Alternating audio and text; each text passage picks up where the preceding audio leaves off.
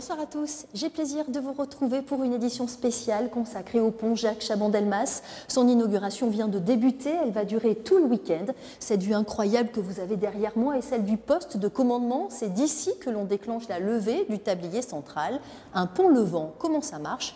Reportage. Allez, c'est parti, on appuie sur la pédale. Ok, reçu sur P2. Les sirènes sont en marche, les sirènes sont en marche. La procédure de levage vient de commencer. Première opération, fermer toutes les barrières d'accès à la circulation. Il faut imaginer le pont qui peut être rempli de voitures en embouteillage ou pas. Et il faut fermer progressivement les barrières pour vider le pont et évacuer les voitures vers l'extérieur. Tu attaques les passerelles et les zones piétonnes, Mathieu? Ah, ça va pas tarder, on est en train de finir les routières. Cette opération est prévue sur 40 minutes. On peut ensuite déverrouiller le tablier central, puis le lever. Nous voici à présent dans la salle des machines, située au pied des pylônes, en dessous du niveau du fleuve. Il y a un moteur sur chaque rive, ce sont eux qui actionnent le mécanisme. Le tambour de treuil se met en rotation, on tire sur un câble qui lui-même est accroché sous le contrepoids. Ce contrepoids est relié à la travée levante par des câbles de suspension et c'est ce qui permet de mettre en mouvement la travée levante. Exactement comme un ascenseur, avec des contrepoids de 600 tonnes reliés à 4 poulies placées au sommet des pylônes. Le temps de montée est de 11 minutes. Dans 100 ans, il devrait encore fonctionner, ça devrait se lever encore? Oui, normalement, oui. On a conçu le pont avec une durée de vie d'entrée de minimum 100 ans. Pendant une opération de levage, le pont sera fermé à la circulation entre 1h et 2h30. Cette année, 26 paquebots sont attendus et 60 levages sont prévus. Je vous retrouve en direct, cette fois depuis la rive gauche, depuis les quais des Bordelais. Le tablier central a été levé, le public est venu nombreux pour assister à cet événement. Et nous accueillons Thomas Lavigne. Bonsoir. Bonsoir, il y a beaucoup de monde, c'est vrai, sur place. Oui, vous êtes donc l'architecte du pont, le papa en quelque sorte de cet ouvrage. C'est un véritable événement pour Bordeaux? Oui, c'est un événement pour Bordeaux parce qu'on va avoir un nouveau franchissement enfin pour relier la rive droite et la rive gauche. Une nouvelle porte d'entrée du port de la Lune. Et pour nous, c'est 10 ans de travail qui se concrétisent avec les ingénieurs qui ont travaillé avec nous et JJMI, les entreprises aussi qui ont fait ce projet magnifique, GTM, Vinci, Chibola. Il y a énormément de monde qui a travaillé sur ce pont.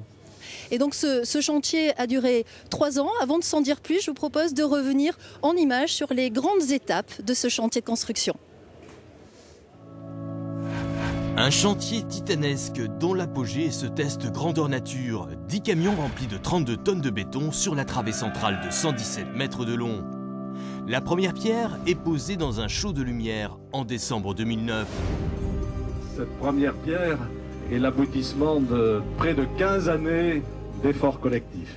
En juin 2010, des embases de 5000 tonnes sont remorquées jusqu'à leur emplacement. Des embases glissées au fond de la Garonne, ancrées à 25 mètres de profondeur par des pieux en béton armé.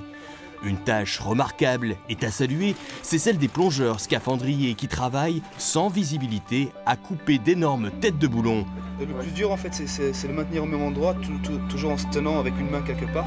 La réalisation des 4 pylônes de 77 mètres de haut s'échelonne durant toute l'année 2011 avec un système sophistiqué de poulies.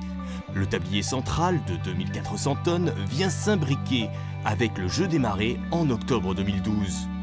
La poignée de main symbolique d'Alain Juppé qui eut l'idée du franchissement et de Vincent Feltès qui boucla le budget de 157 millions d'euros vient saluer l'achèvement de l'ouvrage. Nous sommes toujours en direct des quais en compagnie de Thomas Lavigne. Vous le disiez tout à l'heure, il y a beaucoup de monde, l'engouement du public est réel pour cet ouvrage. Que ressentez-vous ce soir? Vous êtes ému, fier? Oui, c'est une grande fierté. C'est vrai qu'on attend ça depuis 10 ans, 3 ans et demi de chantier et on est impatient de demain pouvoir traverser ce grand pont levant.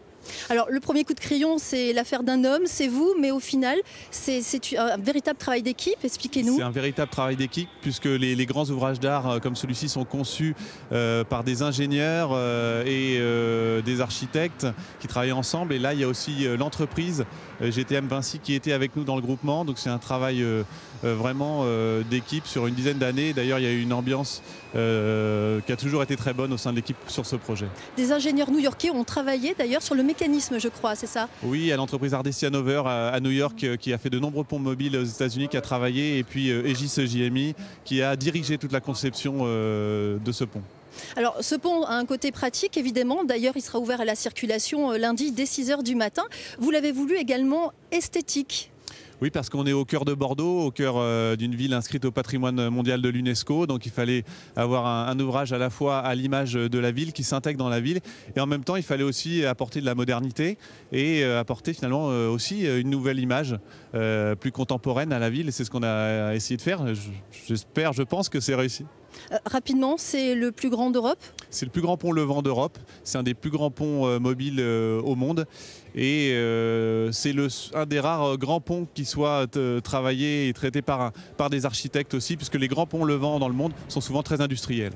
Oui, donc évidemment, vous êtes fiers ce soir. On est fiers, et puis c'est aussi le dernier pont que j'ai fait avec mon père, donc beaucoup d'émotions aussi aujourd'hui. Bon, merci en tout cas d'avoir été avec nous, partager cet instant. Merci, maintenant je vais faire la fête avec tout le monde. C'est ça, parce qu'ici les festivités ne font que commencer dans moins d'1 heure. Un immense feu d'artifice sera tiré depuis le pont et demain sur France 3, vous aurez toute l'inauguration officielle en direct. Je vous souhaite une excellente soirée, on se quitte en images et en musique. À lundi, même heure.